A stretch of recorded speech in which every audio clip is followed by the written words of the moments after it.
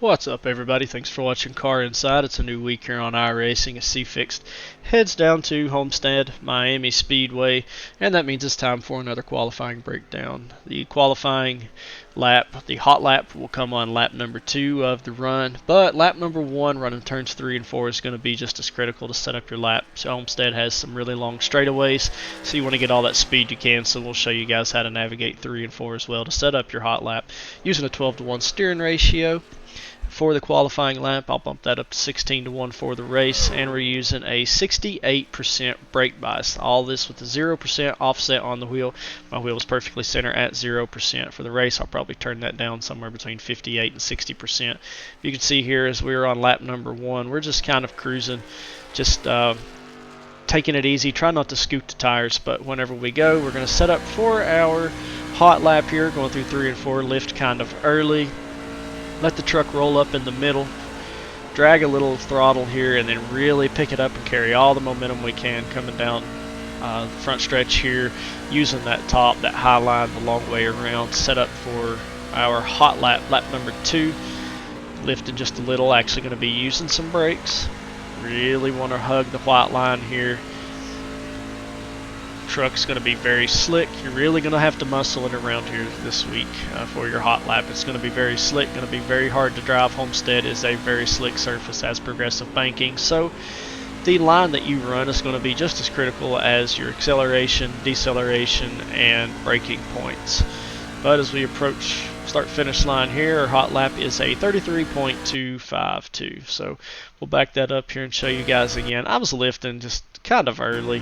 Turn 1 and 2, I lifted early, rolled down around the bottom, just whatever I could do just to not slide the tires. For our hot lap, setting up for our hot lap here, I was picking up the throttle around this strip here.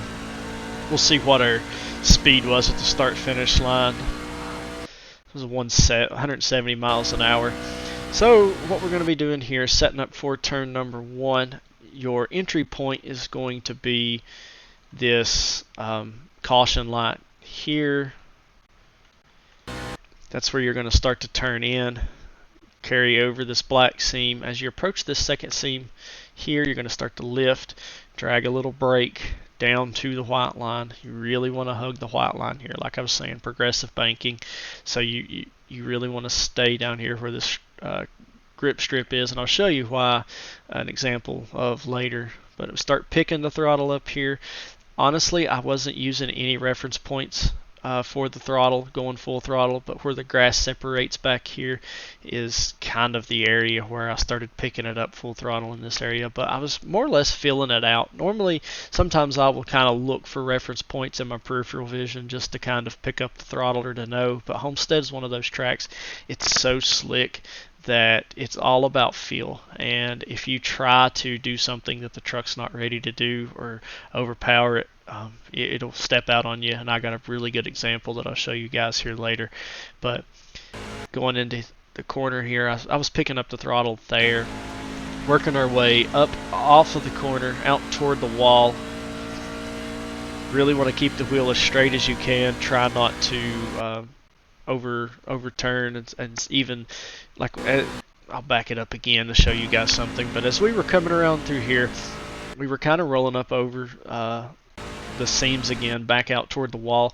If you try hugging the bottom too much, it could upset the balance of the truck. The back end try to step out on you.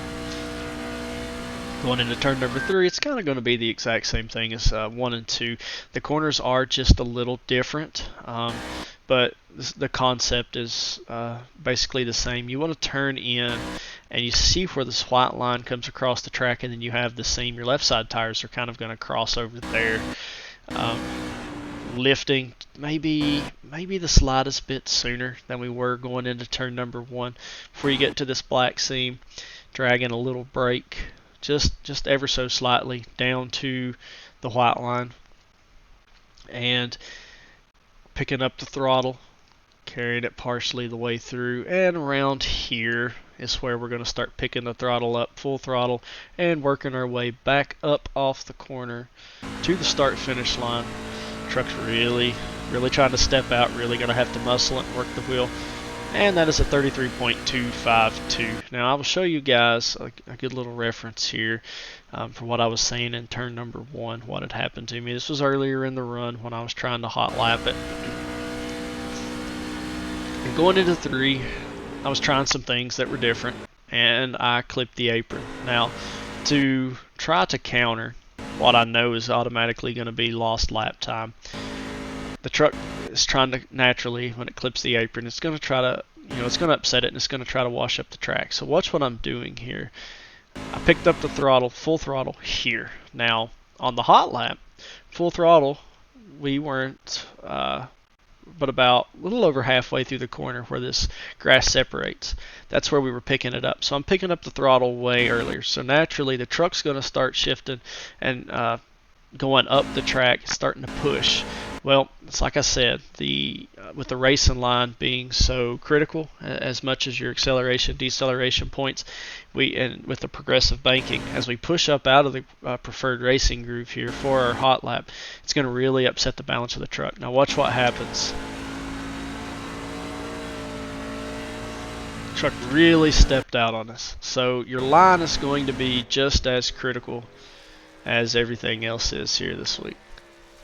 So you can see how sideways the truck got there. It did not like that at all. And we lost, if that was our hot lap, I don't even think I finished that lap, but it would have been very slow. At the time my hot lap was a 33.4, and it was a lot slower than that. So your line is going to be your fast lap is going to be very dependent on your line, just as much as everything else that goes into it. But to be completely honest with you guys, full transparency here, I don't have many C-Fixed official races run here at Homesteads, especially since the update. They fixed the track to where you can run the bottom. I think I have one official C-Fixed race on a direct drive wheel, and I've had this thing for a year and a half, so I can't give you much very sound advice for race trim and how things are going to play out during the race. I've run some league races here and had decent runs in all of those, finished in second and third, and I can't remember exactly where else, but we were always competitive and in contention for the win. But they weren't under the sun, they were under the lights, they were a lot colder.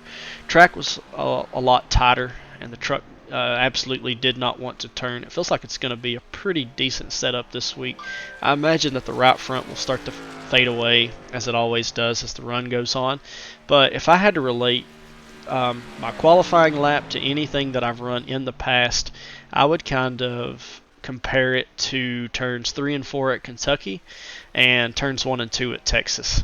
Using brake just to barely get down to the bottom and then driving off as straight as you can. I feel like that's going to be the approach and the way that I attack this track. And this comes with very little experience around this place. I'm sorry. I apologize. I've just not got that many laps here. So hopefully as the week goes on, we will add up some laps and get some good videos out for you guys to use as references for your races. And this is going to be one of those weeks where I myself am going to be learning all week and trying to figure this place out and see what it has in store. So I appreciate you guys, and hopefully this video is helpful to you. I'm sorry I can't relay any more information as far as the race goes. I definitely I apologize for that, but it's going to be a learning week for me as well. I hope that the lap that I set here, this hot lap, is relatable and helps you guys. It may not be the fastest lap you see, as we always say. It may not be the fastest lap you see, but hopefully it's the most helpful and the most relatable, and that rings true especially this week. So I appreciate all the support that you guys give me here on Car Inside. I wouldn't be doing this if it wasn't for all the views that I get and all the positive feedback and the words of encouragement. I really appreciate that from everybody. I love hearing feedback. So if this video helps you at all, or if there's anything that I could do to better your experience in watching here and help you even more, leave a comment and let me know. Give me some feedback. I love to hear it, whether it's good or bad. Let me have it. And hit that like button and subscribe button. And if you have already hit that subscribe button, refer me to a friend, tell them about me, and send them this way.